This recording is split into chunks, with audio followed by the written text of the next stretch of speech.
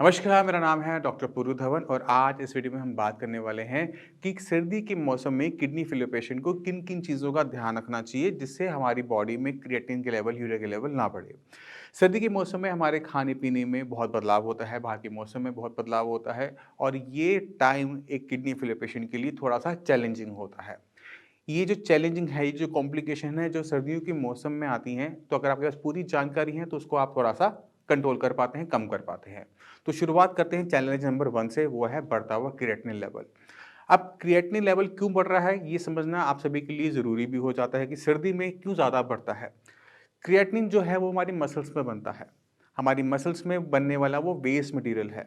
तो अगर किसी भी वजह से हमारी मसल्स के अंदर मेटाबॉलिक एक्टिविटी बढ़ेगी तो क्रिएटिनिन की प्रोडक्शन भी बढ़ेगी। तो जब आपको ठंड लगती है तो आप क्या करते हो, मसल को स्टिफ करके बैठ जाते हो। तो जब हम मसल को स्टिफ करते हैं तो हमारी बॉडी में क्रिएटिनिन के लेवल्स बढ़ते हैं। जब हमें ठंड लगती है, हम ठुठुराते हैं, शिवरिंग होती है, तो क्रिएटिनिन के लेवल बढ़ने शुरू हो जाते हैं। तो आपने इसे कंट्रोल करने के लिए एक छोटा-सा काम करना है कि अपनी बॉडी को आपने अच्छी तरीके से वार्म रखना है। आप कैसे पता लगेगा कि मेरी बॉडी वार्म है या नहीं है? वो है आपके हाथ। अगर आपके हाथ गरम हैं, तो आपको ठंड नहीं लग रही। अगर आपके हाथ ठंडे हैं, उँगलियाँ ठंडी हैं, इसका मतलब है कि आपको ठंड लग रही है। तो जितने भी पेशेंट होते हैं किडनी फेलियर के, मैं उनको एडवाइस करता हूँ कि आप पैडेड जैकेट्स डालें, क्योंकि पैडेड जैकेट्स के अंदर हवा अंदर नहीं जा पाती है, अच्छी वार्म रहती हैं, लाइट वेट रहती हैं, तो पैडेड जैकेट्स बहुत हेल्पफुल रहती हैं। घर पर जब आएँ तो अपने कमरे को जितना हो सके उतना गर्म रखने की कोशिश कीजिए जिससे आपको ठंड बिल्कुल भी ना लगे। दूसरी चीज़ जो आपने ध्यान रखनी होती है ठंड के मौसम में, वो है यूरिया के लेवल्स। हमारा खाना-पीना इतना बदल जाता है कि उसमें बहुत सारी बाहरी चीज़ें शुरू हो जाती हैं। जैसे हलवा, गाजर का हलवा हो या फिर किसी और चीज़ का हम ह मूँग दाल का हलवा जैसे हम खा रहे होते हैं, तो जब हम हलवा खाते हैं उसमें घी, तेल की मात्रा बहुत ज़्यादा बढ़ जाती हैं। तली हुई चीज़ें खाने का बहुत मन करता है, कचौड़ियाँ खाने का बहुत मन करते हैं, पूड़ियाँ खाने का बहुत मन करता है। तो जब भी हम कोई भी तली हुई या भारी चीज़ खाते हैं तो हमारे लीवर में यूरिया ज़्यादा बनता है, क्योंकि यूरिया हमारी बॉडी में लीवर ही बनाता है। अगर हम कोई भारी चीज़ खा रहे हैं तो लीवर को ज़्यादा काम करना पड़ता है उस घी, तेल को ब्रेक डाउन करने के लिए और रिज़ल्ट क्या होता है कि ब्लड के अंदर यूरिया के लेवल्स बढ़ने शुरू हो जाते हैं। तो अगर आप सर्दी के मौसम में तला नहीं खाओगे, भारी सामान नहीं खाओगे, हलवा-वलवा नहीं खाओगे, तो यूरिया के बढ़ने के चांसेस कम हो जाते हैं। तो आपने इस चीज़ का ध्यान रखना है। अब तीसरी चीज़ जो हमने ध्यान रखनी होती है, वो है पोटेशियम। सर्दी के मौसम में बहुत सारी ऐसी चीज़ें हमारे आस-पास आ रही होती हैं, जिन्हें हमारा खाने का मन कर रहा होता है और उससे एक किडनी फेलियर पेशेंट को बहुत ज़्यादा दिक्कत हो सकती है और खासकर हार्ट अटैक जैसी दिक्कत। उसमें सबसे बड़ा कसूरवार होता है वो है गुड़। सर्दी के मौसम में आप पूरे नॉर्थ इंडिया में देख लो कि गुड़ की आइटमें बढ़ जाती हैं। गुड़, गच्चक, रेवड़ी ये सारी चीज़ें मार्केट में अवेलेबल आनी शुरू हो जाती है और पेशेंट का मन भी करता है क्योंकि इतने सालों से खा रहा होता है, उसका मन है कि मैं थोड़ी-सी और खा लूँ। मगर अगर आप किडनी फेलियर के पेशेंट हैं, तो आपने गुड़ या फिर गुड़ की बनी हुई कोई भी आइटम नहीं खानी, क्योंकि अगर इसे हम खाते हैं, तो हमारी बॉडी में पोटेशियम की मात्रा जंप करेगी, हमको हार्ट अटैक आ सकता है, हमें डायलिसिस करवाना पड़ सकता है। अब गुड़ से पोटेशियम कैसे बढ़ता है, उसको थोड़ा-सा जान लोगे तो आगे आपके लिए थोड़ा-सा आसान और हो जाएगा। आप सोचो कि गुड़ बनता कैसे है? गुड़ बनता है गन्ने से, तो हमने इतना बड़ा गन्ना लिया था, उसका जूस निकाला तो वो 1 कप या 1 डेढ़ कप निकलता है, 1 डेढ़ ग्लास के आसपास। उसको पकाया जाता है, पकाने के बाद इतना-सा गुड़ बनता है, यानी हमने एक गन्ने को इतने से गुड़ में कन्वर्ट कर दिया। तो इतने से गुड़ के अंदर पूरे गन्ने का पोटेशियम आ जाता है।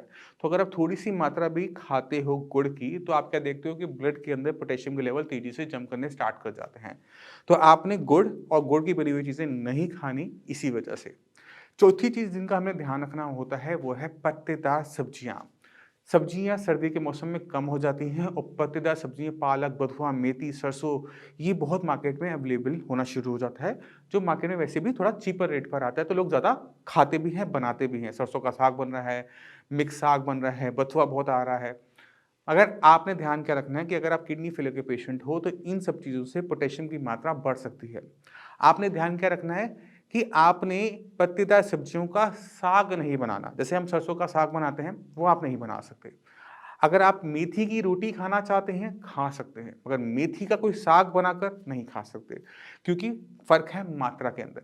जब आप मेथी की रोटी बना रहे हैं तो उसमें एक चुटकी भर थोड़ा-सा कितने पत्ते होंगे 20, 25, 30, 50 इतने पत्ते ही आएँगे। मगर जब हम साग बनाते हैं तो कितना सारा 1 किलो साग लेंगे, इतना पहिया में कन्वर्ट हो जाता है वो। तो वहाँ पे क्या होता है कि पत्ते के अंदर जो पोटेशियम था वो कंसंट्रेट हो जाता है।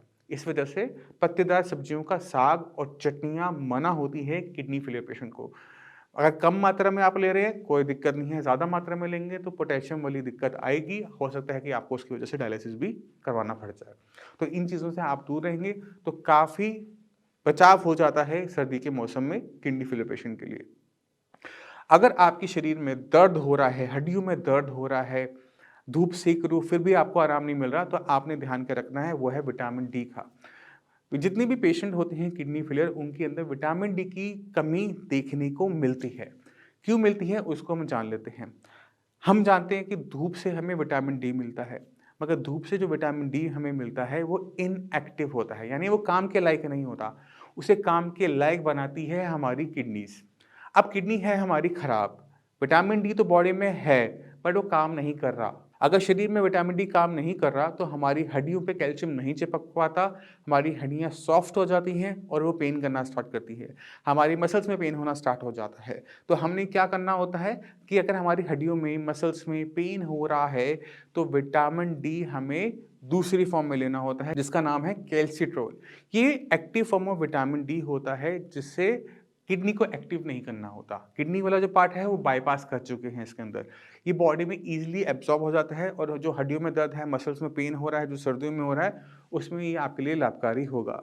अगर आप इन चीज़ों का ध्यान रखते हो सर्दी के मौसम में तो किडनी पेशेंट की लाइफ में थोड़ा-सा कॉम्प्लिकेशंस कम हो जाती हैं और यही मैं चाहता हूँ। तो अगर आप किडनी फेलियर के पेशेंट तो आपको घबराने की ज़रूरत नहीं है। इस चैनल पे जितनी भी वीडियोज़ हैं सबको एक बार देखो तो आपको बहुत अच्छा आइडिया मिल जाएगा कि किडनी किस तरह से काम करती है, किन-किन चीज़ों पे काम करने की ज़रूरत है। तो आपके लिए वहाँ से रिकवरी का पॉइंट बन जाता है, रिकवरी होनी शुरू हो जाती है। अब रिकवरी कैसे होती है, उसके लिए मैं चाहता हूँ कि पेशेंट से आप मिलें। मेरी बात सुनेंगे, विश्वास नहीं होगा, पेशेंट से मिलेंगे, आपको पूरा विश्वास होगा। मेरा नाम है Rajesh Mittal. I'm of 65 years of age and I belong to Punjab. 3-4 साल पहले मैंने स्पाइन का ऑपरेशन करवाया था अपना. तब जो मेरे क्रेटेनॉन थे वो 3.9 के करीब आए थे. मैंने कोई नेफ्रोलॉजिस्ट है यहाँ पे, उनको कंसल्ट करा, उनकी मेडिसिन चलती रही तो कोई सेटिस्फेक्शन हुई नहीं. बच्चे भी मेरे काफ़ी घबरा गए. उसके बाद हमने साइंस ने कांटेक्ट करा तो इनकी मेडिसिन शुरू हो गई. तो एक बार ये 3.9 से कम होके 2.4 हो गई. मैं यही कहना चाहता हूँ कि साइंस ने बहुत ही बढ़िया कंसर्न है. कोई किडनी पेशेंट अगर अपनी जीने की तमन्ना छोड़ चुका है किडनी के कारण तो कंसल्ट करे साइंस संजीवनी. मेरा नाम है Rajesh Mittal. I'm of 65 years of age and I belong to Punjab. Presently I'm staying with my elder son. He is a manager in some private company. 3-4 साल पहले मैंने स्पाइन का ऑपरेशन करवाया था अपना. तो तब जो मेरे क्रेटेनॉन थे वो 2 पॉइंट समथिंग थे, तो ये रिसीड करके 1.5 के ऊपर स्टेबल हो गए. तो उसके बाद सडनली ये 3.9 के करीब आए थे ये. तो देन मैंने कोई नेफ्रोलॉजिस्ट है यहाँ पे, उनको कंसल्ट करा, उनकी मेडिसिन चलती रही तो कोई सेटिस्फेक्शन हुई नहीं. ये मेरा बेटा गौरव जिसके बाद मैं रह रहा हूँ, बड़ा बेटा मेरा, इसने सर्च वगैरह करा था कुछ तो यूट्यूब पे. उसके बाद हमने साइंस ने कांटेक्ट करा तो इनकी मेडिसिन शुरू हो गई. तो एक बार ये 3.9 से कम होके 2.4 हो गए. तो उसके बाद हमने ये कंटिन्यू रखी मेडिसिन और अब ये स्टेबल से ही चल रही है. अब अगर बढ़ते भी हैं तो पॉइंट्स में बढ़ते हैं, फिर कम हो जाते हैं, नेक्स्ट टाइम कम हो जाते हैं. मैं नीलम मित्तल हूँ और मेरे हस्बैंड राजेश मित्तल हैं. उनको कहीं से पता चला कि दवाई जो है साइंस संजीवनी की काफ़ी इफ़ेक्टिव है, तो हमने वहाँ से ऑनलाइन दवाई मंगवाई और 1 महीना देखा और टेस्ट करवाया तो हमें फ़र्क लगा। इस तरह हम अब तक रेगुलर दवाइयाँ लेते जा रहे हैं, मेरे हस्बैंड। और डॉक्टर शिवानी हमारी हफ्ते में एक बार ज़रूर बात करती है और हमें टाइम टू टाइम गाइड करती रहती है। एक बार हमको बोला तो नहीं गया था कि डॉक्टर पुरु धवन को मिला जाए, लेकिन हम सोच रहे थे कि उनको भी मिला जाए, तो एक बार उनसे मिले, हमें बहुत अच्छा लगा। उन्होंने हमें तसल्ली दी कि आपकी जो प्रॉब्लम है धीरे धीरे करके ठीक हो जाएगी। अब हमें लग रहा है कि ठीक होने जा रहे हैं। मेडिसिन अगर आदमी को कोई इफ़ेक्ट कर रही है, फ़ायदा कर रही है, तभी आदमी कंटिन्यू करता है, अदरवाइज़ तो आदमी छोड़ देता है। मेरे को ठीक है, ये ठीक चल रही है। और सबसे बड़ी बात ये है कि आपके जो डॉक्टर्स हैं वो बहुत ही कोऑपरेटिव हैं। जब चाहे उनको फ़ोन करो, वो हमें अच्छे से ट्रीट करती हैं।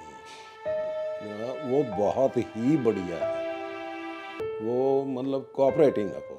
हम ये नहीं, किडनी की नहीं है, साइंस संजीवनी की मेडिसिन नहीं है, अगर हमें कोई और भी बीमारी है तो उसके बारे में भी हमें गाइड भी करती हैं और मेडिसिन भी प्रोवाइड बताती हैं। तो ये सबसे बड़ी बात। डॉक्टर पुरु धवन से भी मैं मिल के आया था, उन्होंने भी बढ़िया ट्रीट करा। उन्होंने मेरी एक एलोपैथी की मेडिसिन थी वो कम करवा दी, वो भी बड़ी कॉस्टली मेडिसिन थी, उसको बंद करने से मुझे कोई इफ़ेक्ट नहीं हुआ, ठीक हूँ मैं। वो किडनी की स्पेशल थी, वो कहते हैं इसको लेने की कोई ज़रूरत नहीं, वो बंद करवा दी उन्होंने। तो ये बेनिफिट है। आप ये बात सोचो कि एक आदमी रेगुलर मेडिसिन ले रहा है, अगर फ़ायदा हो रहा तो ले रहा ना। मैं यही कहना चाहता हूँ कि साइंस संजीवनी बहुत ही बढ़िया कंसर्न है। कोई किडनी पेशेंट अगर अपनी जीने की तमन्ना छोड़ चुका है किडनी के कारण, तो कंसल्ट करे साइंस संजीवनी।